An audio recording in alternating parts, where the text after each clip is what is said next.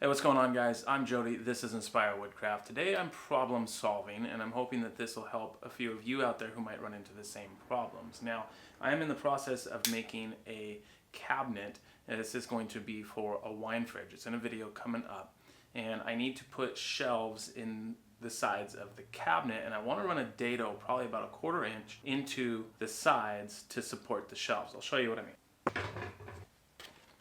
So this is just a sample piece. But I have this dado cut out here, and I want to be able to accept the shelf in it like so. So I need to be able to run this channel consistently over and over and over again. And my plywood is all the same thickness, so I know the established thickness that I need. But what happens is I have a 1/2 inch bit, which means I have to make 2 passes. I could go get a bit that's specifically for the thickness of plywood, but I don't have that available to me right now. Now what I usually do is I have this shop-made T-square that I have, and you can see the little router marks in here. And I set this up on the panel. Usually what I do is I'll set this up on the panel, I'll line up where I want my bit to go, and then when I need to make the second pass, I'll scoot it over a little bit and make the second pass.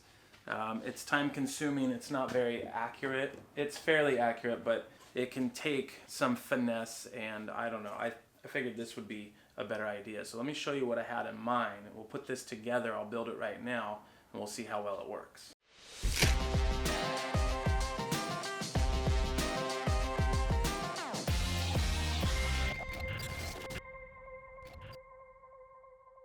Now what I'm going to do is I'm still going to draw out the piece that I need. Helps to have a nice sharp pencil. I'm just going to line this up right on the edge of that pencil line. I'm going to draw another piece on the other side. So this is the width of the plywood. Now I'm going to take my router and I'm going to line it up just with the edge. Make sure that the cutting edge is right at that line. And once I know that that's where I want it, I'm going to take these pieces at 3/4 inch, and I'm just going to make sure that this piece is square to the side here.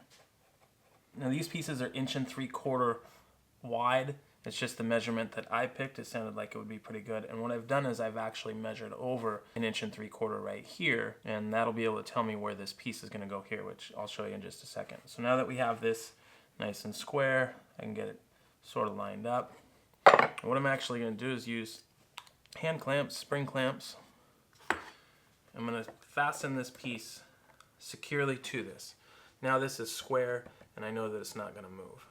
Now that I have that down, I'm going to slide in this second piece. Now I've already laid some of this stuff out ahead of time just for filming purposes, so I knew how long to make this piece. Essentially we're going to put another piece just like this on the other side, and this is going to be the width. So if you were to make this, that's something you would have to determine as you made it. So I'm just going to line this up.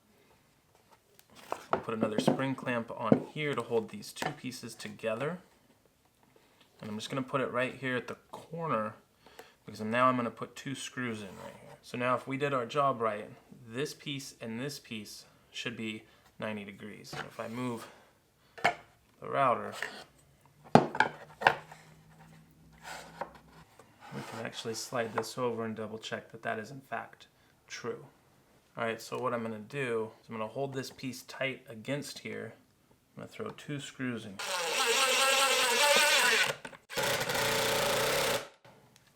Make sure we're still on track.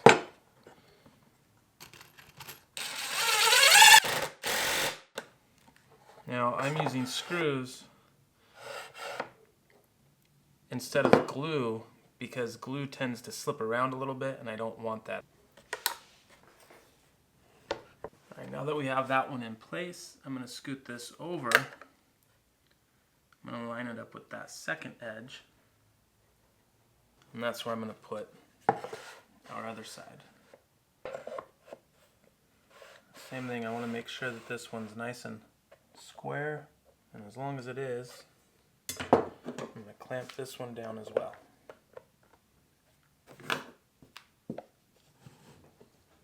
Right there on the corner. don't really need that anymore.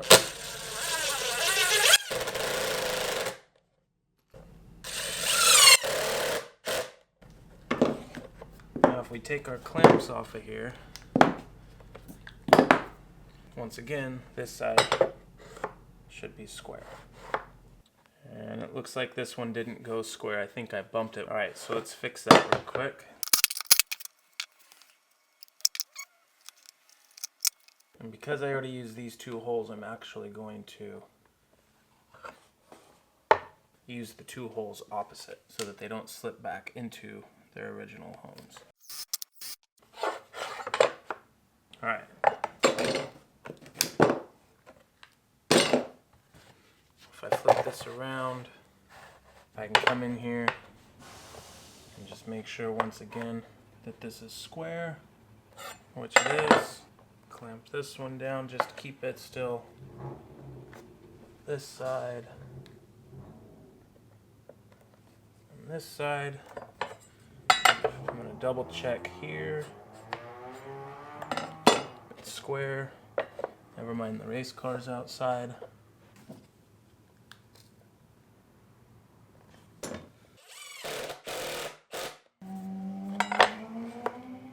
Seriously, it's like I live at a racetrack.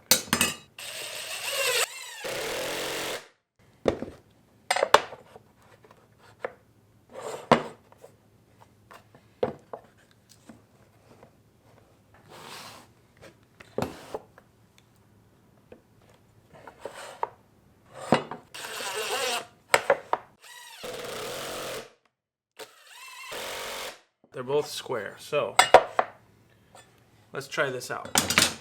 The idea is that I can hook this up to anywhere on here, even as far as down on the edge, and that we should be able to just simply route a groove in here, and I'll be able to go,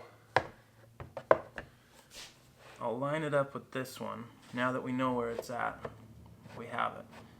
Slide it up against there, make sure it's square, make sure it's tight against a piece of wood. We'll put a spring clamp here. Now if I make a pass and then come back and make another pass, this should be exactly what we wanted. If we really wanted to make sure that we're 100%, we could actually throw more clamps in there because why not? All right, let's give this a shot and see what it does.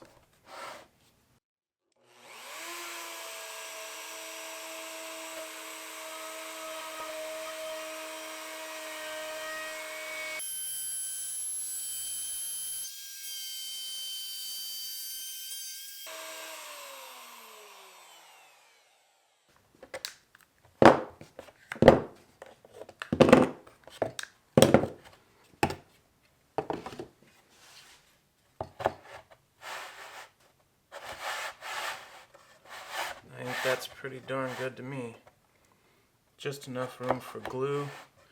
I'd say it maybe could be just a tad tighter, but that's gonna work.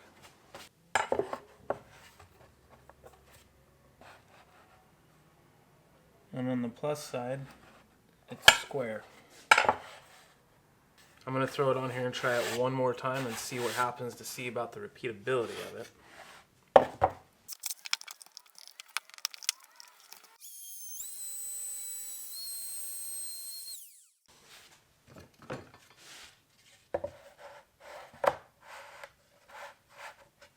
Alright guys, that's a wrap for me. This actually works pretty cool. Being able to just make it in 2 passes and use this same jig over and over again. That's time well spent if you ask me. So it took a little while. Hopefully this video turns out alright. I'll know more of course when I edit it. I tried filming a little bit different. Kind of went back to the old style where I could actually talk to the camera as I was working as opposed to doing the voiceover. I normally don't because, as you could probably tell, I have a lot of stuff going on in the neighborhood. A lot of times between people racing down the street to garbage trucks and street sweepers, dogs barking a lot, to kids outside playing. It just, there's a lot of commotion. That's why I started doing the voiceover thing. But this was nice. This was nice to just actually film and talk to you guys as I was doing the project. So we'll see what happens. Hopefully this turns out okay. But more importantly, hopefully this helps out someone else down the road. I know it's going to help me quite a bit. So as always, thank you so much for watching this video, and we'll see you guys in the next video.